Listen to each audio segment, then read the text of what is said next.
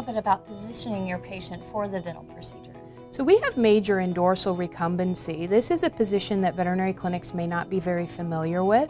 Some of the things that I like about it are, first of all, if I've just taken my full mouth radiographs and I've used the sternal dorsal method, then he's already positioned this way.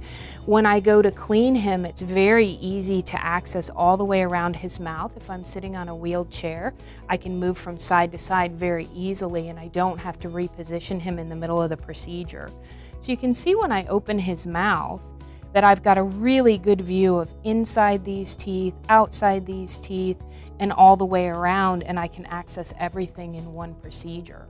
Once I've completed my cleaning and polishing and the veterinarian approaches to do the treatments, they most likely do not want the patient in the dorsal recumbency. Particularly if they're doing oral surgery to extract teeth, they really don't want to be driving downward towards the nasal cavity.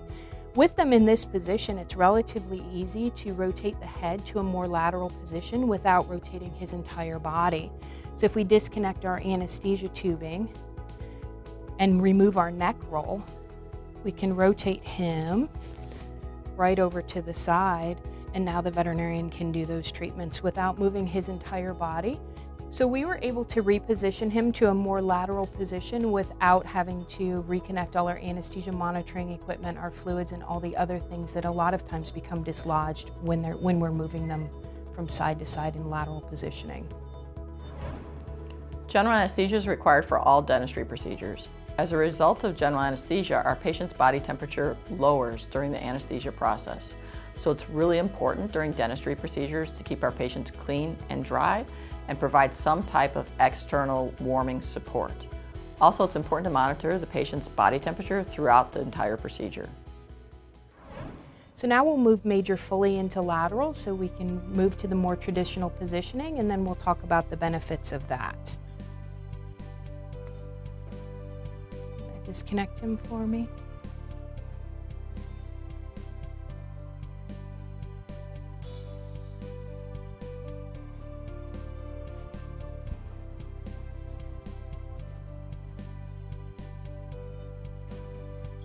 So with the patient in lateral, this is certainly something that most clinics are a lot more comfortable with, and it does make any oral surgery treatments that the doctor has to do, they prefer to have them in this position, so it does make it easy to access those.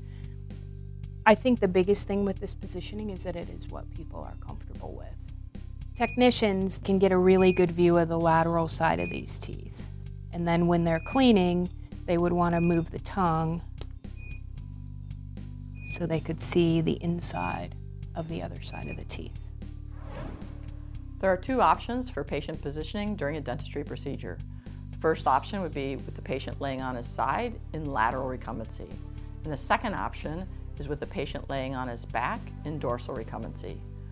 These positions are really based on the preference of the veterinarian performing the procedure, but it's important to understand how the patient needs to be positioned in each of these circumstances. So we've gone over the two preferred positions for veterinary dentistry. How this choice is made is based on personal preference and comfort level, and a lot of times ultimately falls to the veterinarian. Tammy, thank you for going over this information with us. This concludes our demonstration on the different positions used in veterinary dentistry.